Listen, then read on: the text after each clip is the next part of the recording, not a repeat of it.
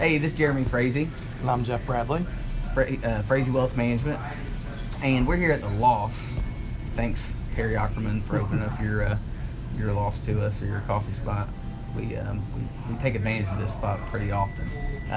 But Jeff and I were talking this morning about some of the challenges that a lot of our clients deal with when it comes to managing their finances. And instead of us just talking about it between the two of us, we thought we'd put it on a video and see if you guys could relate. We have a lot of mutual clients, and a lot of their concerns are the same.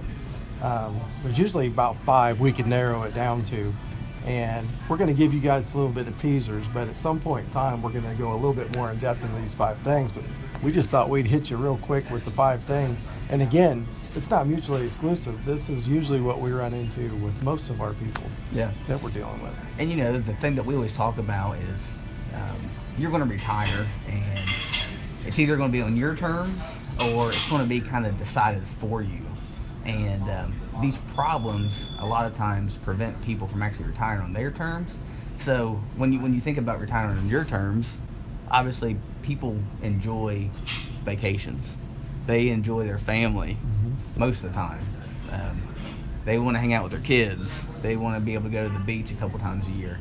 And these problems really can prevent that from happening. So, oh man, this is awesome. This is the best day of my life. Literally. That was good. Thank you. This is not part of the diet plan, Jeff. Hey, don't worry. If you guys can't finish it, I'll what are we going to do with that now? Okay. But yeah, that's part of the problem. That's one of the problems right here.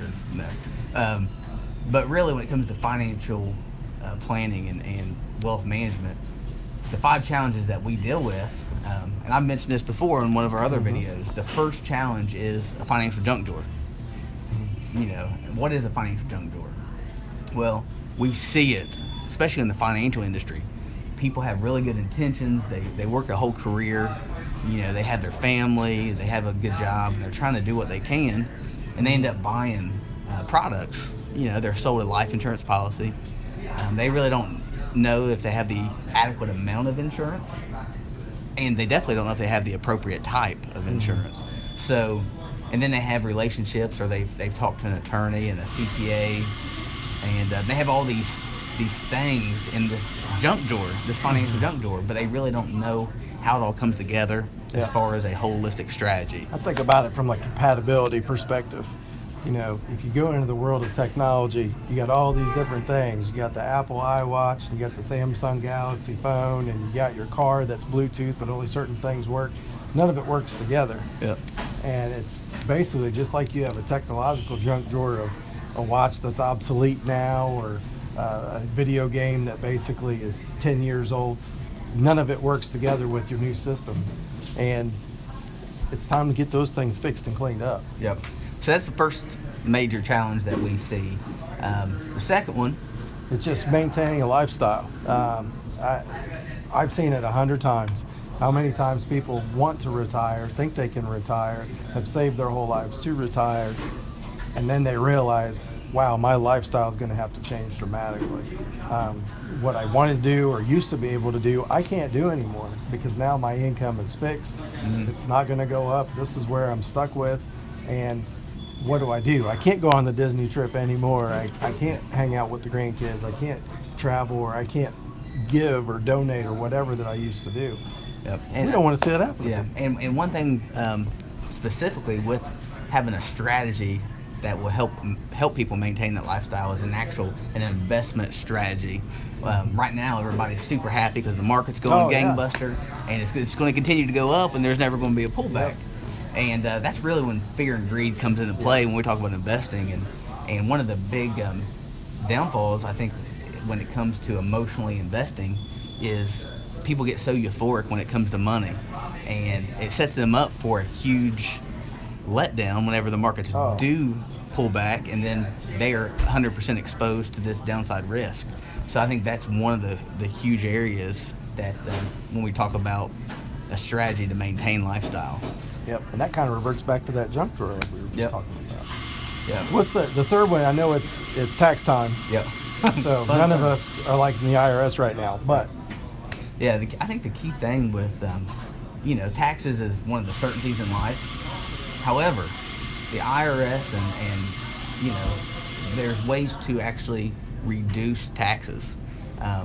So if you're successful, you have a business, you're well paid.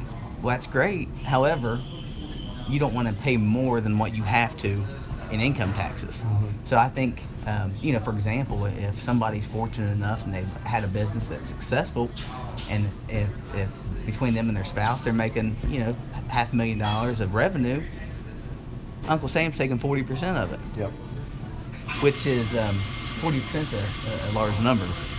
And I know when you're in college, I mean, you're taught what? You pay as much tax as possible? No. When you're in any accounting class or even with what we do, no one wants to pay more tax than what they're. So we want to try to ensure that obviously that if you're still working, you're not paying as much tax as you can, or when you're done working, you don't have to pay any more tax than off your income that's coming into play. Yeah. So that's a major challenge for sure, is mitigating and having a tax strategy. Yep. So, and then going to the fourth one is protection against catastrophic loss. Yep.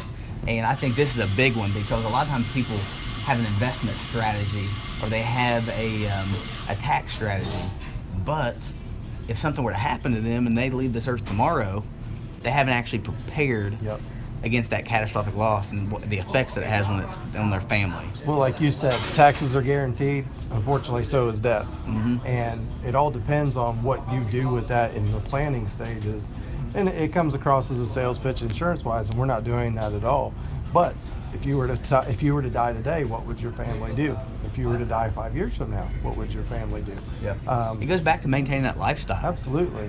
Absolutely. If my wife, or if something happened to me, I don't want my wife to have to go take over the business. She won't do it. So that's already set in stone. She don't. But I don't want her to have to do that. I want to be able to take care of the kids' college. I want to pay off, whatever debt that we would have. But I think that's where people fail to plan. They don't truly qualify or quantify what their needs are if something were to happen. And my 5-year-old Yorkie has a lifestyle. Sorry, I gotta get my jacket. Oh, you're fine. Hey, it's all right. How's everything turn out? Very good. Good. I'm glad you guys liked it. Yeah, Thanks. very good. Just awesome here at the loft. This is real. So protection against catastrophic losses, whether it's death, disability, or healthcare reasons. And the fourth, where are we at? We're on number 5. We're number 5, and that's wealth transfer. Like Jeff said, unfortunately, death is the one certainty in life. However, the way that you plan financially in regard to maximizing what is passed to your family in the most tax efficient way possible is a huge deal. And obviously it won't be for you because you won't be here, but what your family, how they have to deal with it once you're gone is it can make a bad situation doable, or it can make it really miserable. Yeah. And it's amazing how many people walking around, I think a lot of people think, well, I have to have a certain amount of wealth to have a will, or a certain amount of wealth to have insurance, or a certain amount of wealth to have a trust. It's different for everybody. And to go into basically afterlife with not having a plan is probably the worst thing you could do. Yeah. And then you add kind of another layer to it is once you're gone, you want your family to receive as much as possible. So if Uncle Sam is taking another 40% from the wealth that you spent the last 60 years accumulating, that's just a bad deal. So making sure that you have a strategy that minimizes the taxes so your family at least gets to enjoy the most benefit possible. Right. So we were just talking again, kind of hanging out, drinking coffee on a Friday, and we wanted to discuss kind of an overview of these 5 major challenges that we see. And even though that can be overwhelming and to do it by yourself might be a daunting task, at FWM we do this daily, and we have a whole process that really walks our clients through a process to really understand their concerns when it comes to these 5 different areas. And then what we do is we build a wealth strategy that encompasses solutions to make sure that you're not subjected to these major challenges. And I think that's, again, it's getting to understand people, knowing their concerns, and then relying on professionals to really create solutions to make sure that they can actually obtain financial freedom. Yep. And we have the freedom to put you first. So, as always, if you have any questions about this, contact us at our office, 740-354-9585. Stop down and see us, 701 Chillicothe Street. We'd be happy to go over our process with you and take care of these 5 major concerns. Yeah, and if you want any more information or to watch kind of some videos that go specifically into these 5 major challenges, go to our website, Frazie WM, FRAZIEWM.com. You can opt into our campaign. You'll get to know as much as you want in regards to these different topics. So again, that's www.fraziewm.com. We will see you later from the loss, I'm sure. Yes.